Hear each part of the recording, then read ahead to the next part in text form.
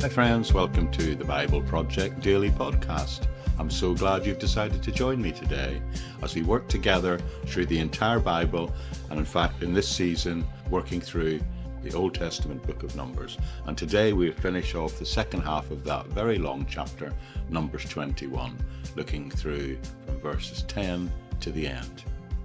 Now, on the road of life, we all experience success and failure along the way, victories and defeats. Sometimes you can have a period where it feels like things are going well. You have one victory after another, so to speak. However, we can be inclined to forget that when things are going smoothly, there are still dangers embedded in the journey of life which appear and arise even during those periods of great blessings or spiritual victories. So what indeed might happen when things are going well and you're not appearing to encountering any problems? Well, the advice is, from this chapter and other parts of the Bible as well, is to be careful, because there might well be a danger along the way. And this is what's happened to the children of Israel, and that's what we're going to look at today. So welcome to today's episode of the Bible Project Daily Podcast.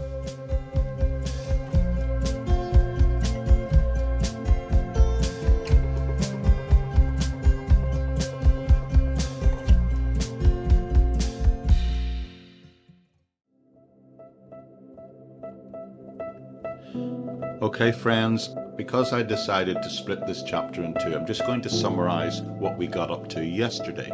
You may very well remember that the first half of this chapter, well, I think it's one of the most intriguing passages in the whole of the Old Testament, because in it we see the narrative take a sort of symbolic turn.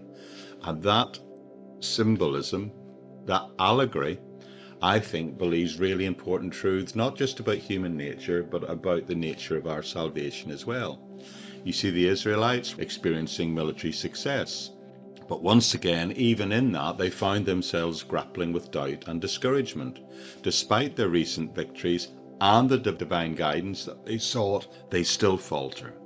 They get back into their old habits. They complain bitterly, and their discontent leads to dire consequences. They get so grumbling about God that he sends fiery serpents among them, sent by the Lord, and the snake-stroke serpents strike the people, bringing death and despair.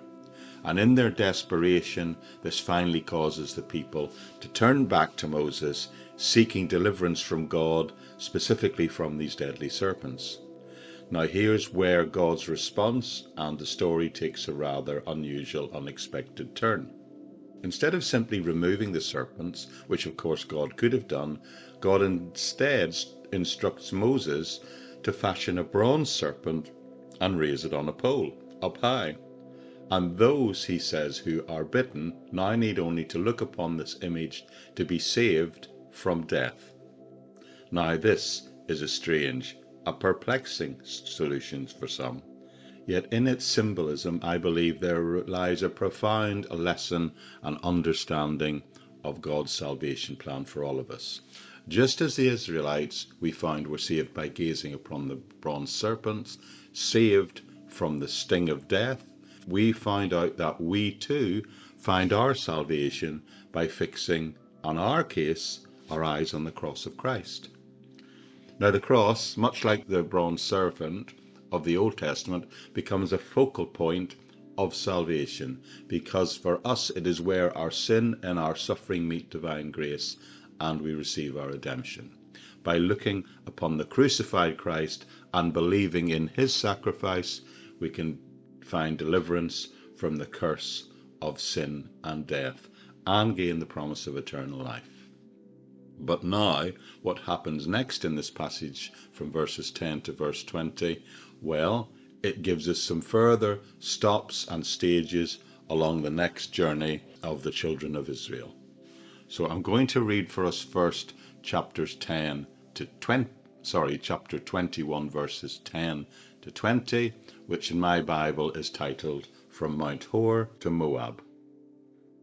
And it says this: Now the children of Israel moved on and camped in Obeth, and they journeyed from Obeth and camped at Abram in the wilderness which is east of Moab, towards the sunrise.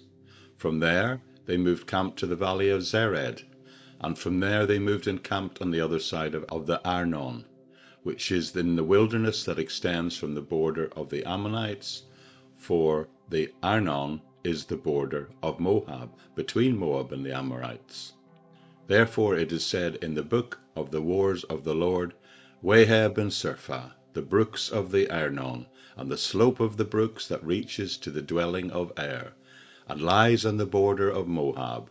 From there they went to Beer, which is the well where the Lord said to Moses, Gather the people together, and I will give them water. Then Israel sang this song, Spring up, O well, all of you sing to it. The well the leaders sank, dug up by the nation's nobles, by the lawgivers with their staves.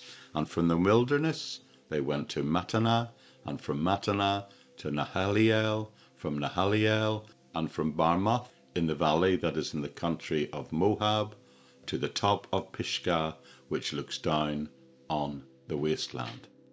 Now there's a whole bunch of names in that passage, and I hope I got most of them right. But it has to be said, we don't actually know where a lot of those places specifically are today. They're in this desert area, so in some cases the names mentioned here probably represented no more than small oases, and that the names have sort of faded away because there was no population based there to perpetuate it. They were just sort of passing through points. But what I can tell you is this. They tried to go up through Edom, and the Edomites hadn't let them in, had they? So they were going to go through the outskirts of Edom and through the area between the Dead Sea and Edom.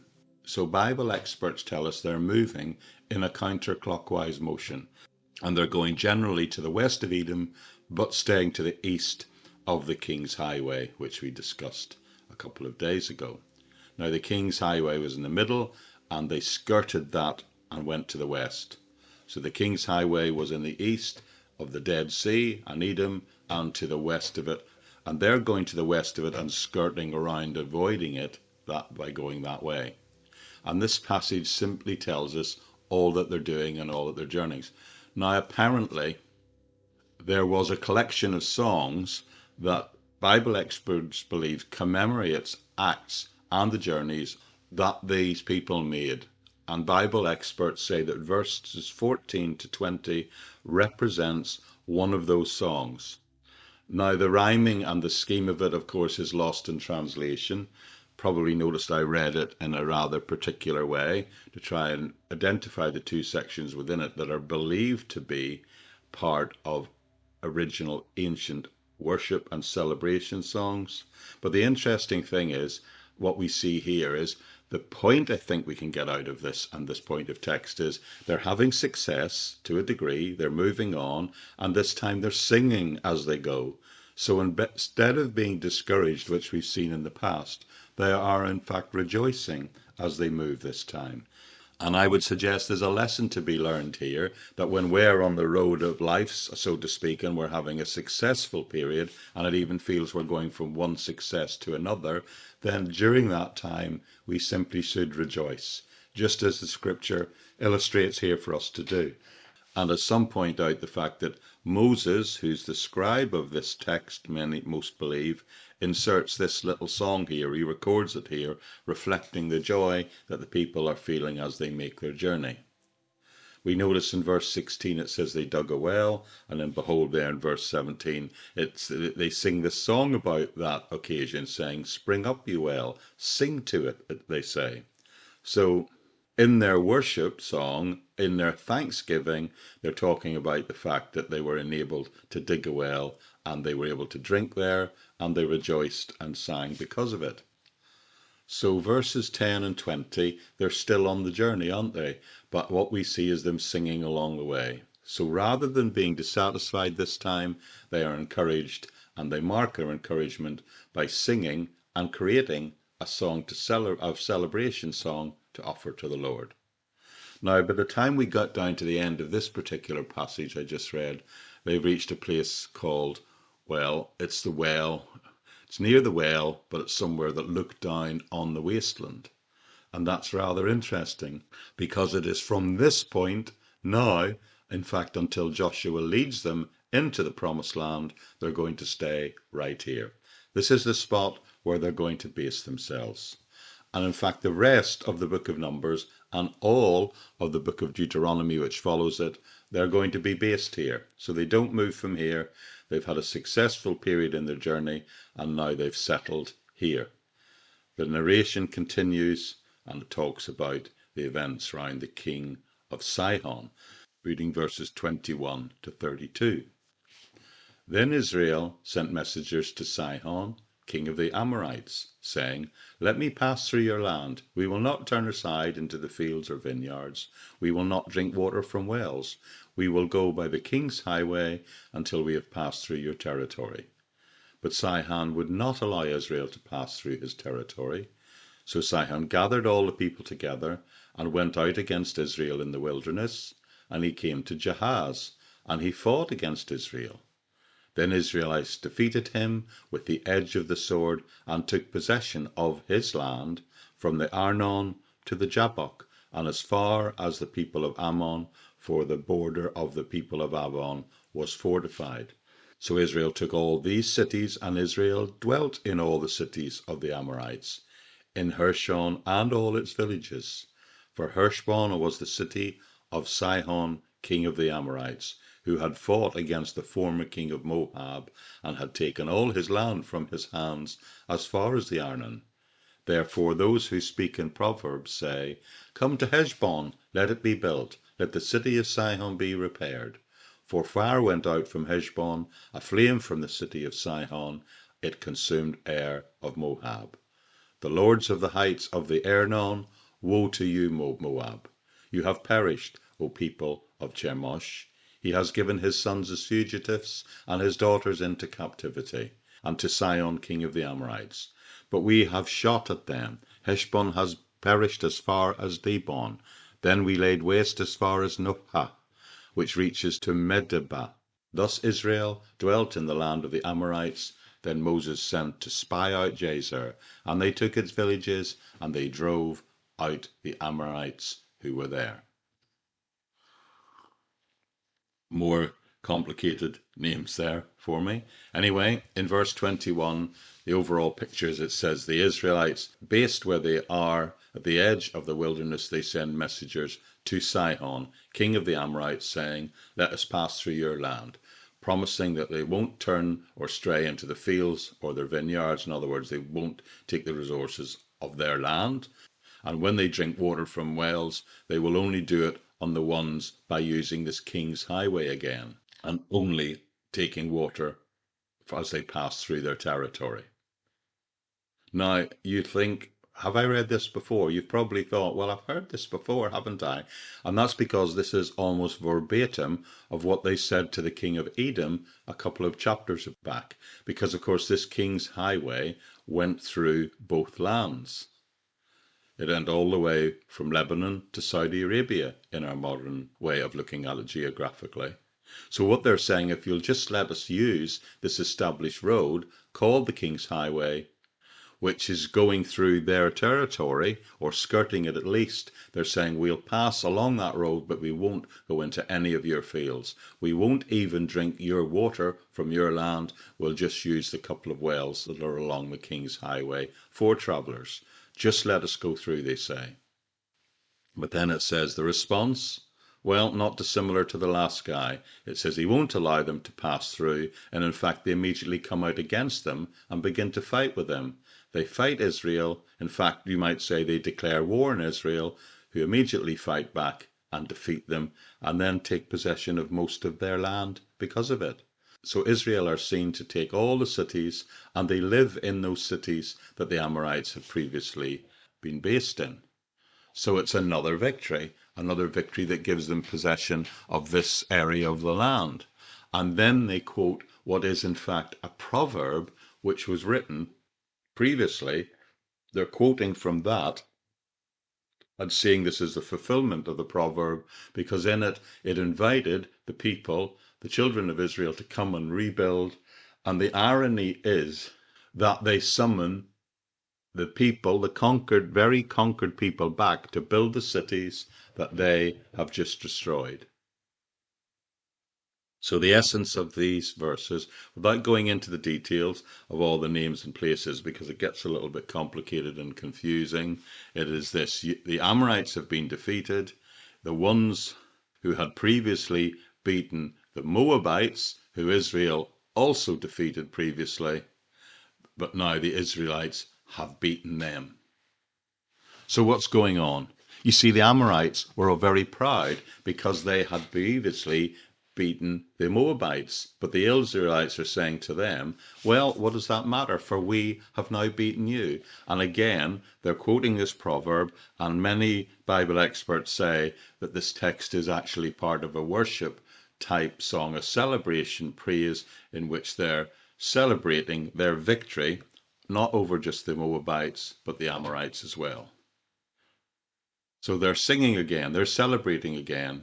And what's being clearly suggested here is that when God's people are victorious, we should rejoice. Rejoice in the Lord again, I say rejoice.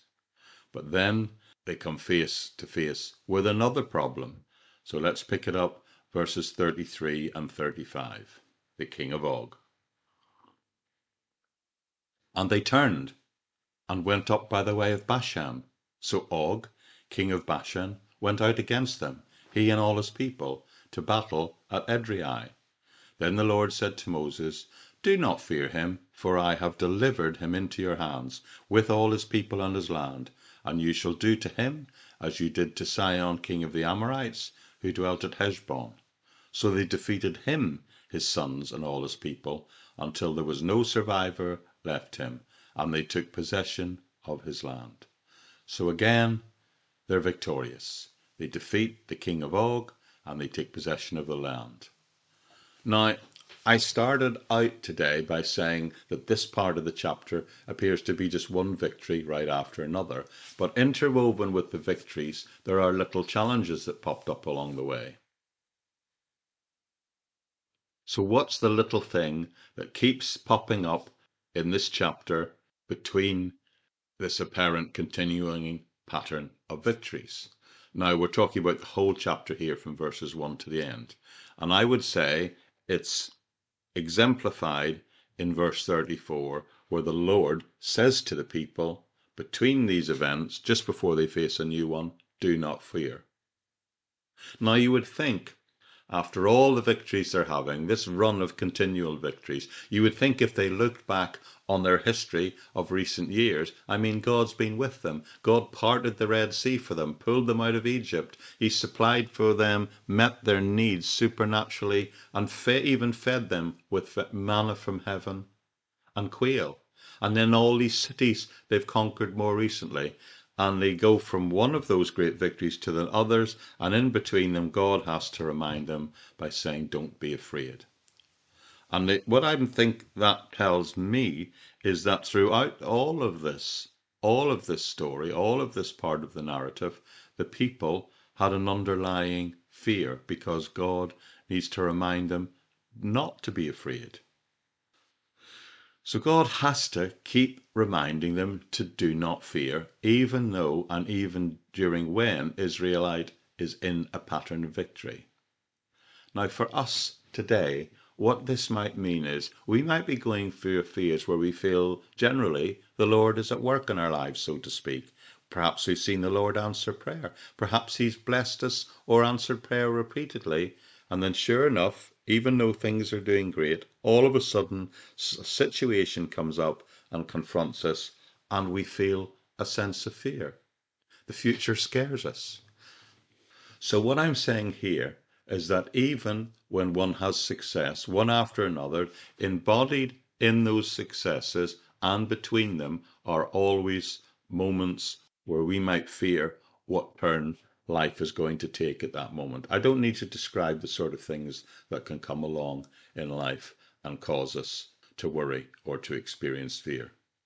But what I want to do is sum up this chapter by saying that the pattern here revealed for us in the story of the Israelites, in the run-up to entering the promised land, they experienced a number of victories, yet within it were defeats. But in the process, they were able, and we are able, to learn a couple of things. So let's think about what they learned and what we might learn from this passage, what we might learn on the journey of life, even up to the last points when we're just about to enter the promised land. And the big thing, the overarching thing I've said is, don't fear, simply trust the Lord. Remember when they said at the very beginning of the chapter, they said, Lord, help us. And because Lord, help us, they were able to completely, and because the Lord helped them, so in their fear they turned to him, and he responded by enabling them to completely destroy and have victory over their enemies. And that's exactly what we have seen happen. So one thing we need to learn is that you are and will remain in victory in the big picture by simply trusting the Lord.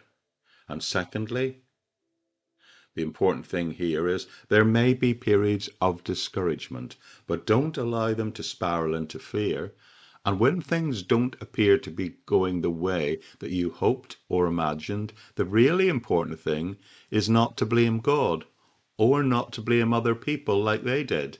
They blamed Moses. Maybe it's telling us not to blame other people in the leadership of the faith communities in which we live. The important thing is when you and I get discouraged or even sin, and remember being discouraged in itself is showing a lack of faith in God, that the really important thing to do is simply confess that that's how you're feeling. These guys, they had the period, they did confess their sin. They said we have sinned, and then they had a period of one victory after another, and then they did what we should do when they had those victories in life. They actually marked them. They mentioned them. They remembered them to the point we see here that they sang song. They wrote worship songs about them. So we too, friends, are called to celebrate. And of course, the big important thing is not to fear. No matter how many victories we have along the way, there'll probably be a point in life where something will happen, maybe with our family, maybe with our health, and we should say, don't allow that to scare you. Don't allow that to take you out of that place of victory into a place of fear. So I think there is a pattern here revealed in this chapter, in this story, in this whole story of the nation of Israel. It's about not losing the victory by focusing and experiencing on the things that might cause us fear in life. And that is a story not of the book of Numbers, but I think it's a story of the whole Pentateuch, certainly the whole second half of the Pentateuch through Numbers and Deuteronomy. All it's trying to do is get them into the promised land. All it's trying to teach us is that we get into the promised land safely and fear doesn't rob us of that victory. And during the narrative of this story, it covers a lot of ups and downs. We've seen them in this chapter, and there will be more along the way. I think this passage, this chapter particularly, describes a journey like we have a journey when we follow the Lord, and indeed there will be victories along the way. But even in the midst of the victories, there will be places where we may be inclined to get discouraged, and it's important when those moments arrive, we don't respond in sin. Instead, we respond in remembering and thanking God for what he has done. Now, I think our human nature means that when we look around and look at other people, we tend to think they've got it all together. Social media really amplifies that issue to a problematic scale, I would say. We look around at other people and we think no one else has any problems. Maybe we even look at our Christian friends and think, you know what, they've got it all sorted out. And maybe you feel in comparison to other people that in a sense you failed in life. And if you have actually failed in the sense that you sin, and then it gets all wrapped up with this sense of low self-esteem, we are very prone in our fallen human nature to become discouraged. And then it's a very small step to being afraid of what the future holds. And on one level, I have to tell you that that's entirely normal. But the response, the correct response to that, is revealed here in this passage. What you need to simply do is confess how you're feeling to the Lord. Talk to the Lord. about the fears that are in your mind. Confess your sin to the Lord and simply keep on keeping on, and doing so, praise the Lord along the way. Now, I was looking for some way to close today's message, and I came upon something that was written many, many years ago, nearly 130 years ago, by a guy called Charles Eliot. Now, this was written in 1897, so the language is a little bit old-fashioned, archaic maybe, but in reality I think he did a better job in summing up this whole passage than I could ever do. So what I'd like to do is close today by simply reading what he wrote, and it goes like this. Can you see in this picture of the weary and fearful Israelites our own silhouette in bold relief? Often the way to heaven seems roundabout and long. In the wilderness of this world we find dry, arid stretches, rough going, and even many hostile foes. But if we look back to the greatness of our salvation, and then look ahead to the vastness of the glory which is our destiny, should we not be ashamed of our discouragement? Almost trifling affections, here they are in the light of what is to come. But in a moment, when compared to the eternal weight of glory that awaits us at the end of the road, if God is leading our steps, then our steps are of his ordering. If our hairs are numbered, and he has assured us that he will supply our needs, then we have no right to murmur or to be disheartened. Let us lift up your eyes and see the glory going on before us, and let us trustingly move forward and be of good courage, in spite of any difficulties, any roughness of the way, because this is the right way home. I hope you found that helpful, and I hope you'll join with me again as we continue our journey through the book of Numbers. Bye for today.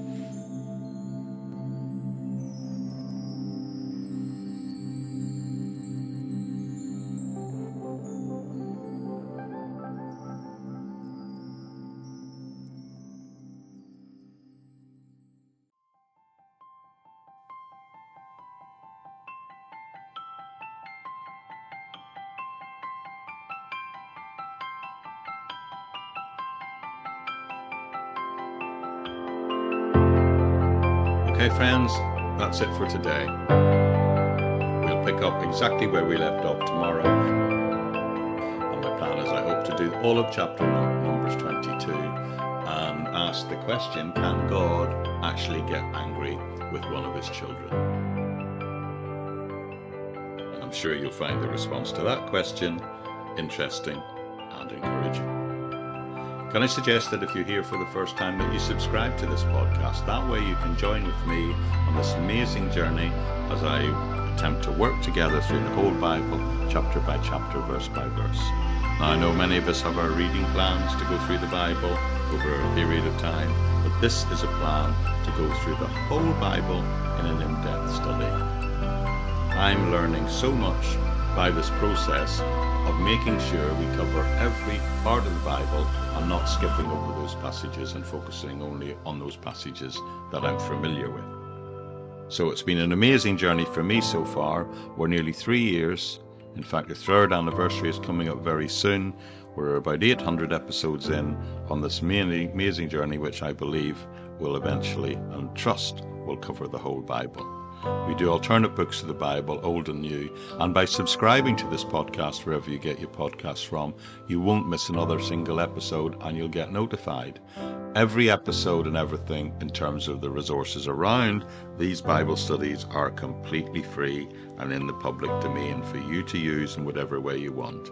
There's always an episode notes page and there's access to a complete transcript of everything I've said.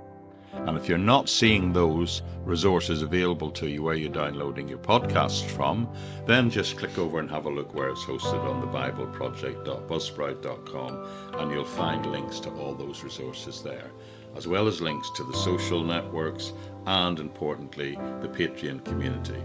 That's the place where people can reach out, connect with me, and help support and enable this ministry to remain free as a Bible teaching resource on all these places over the internet that it is currently available.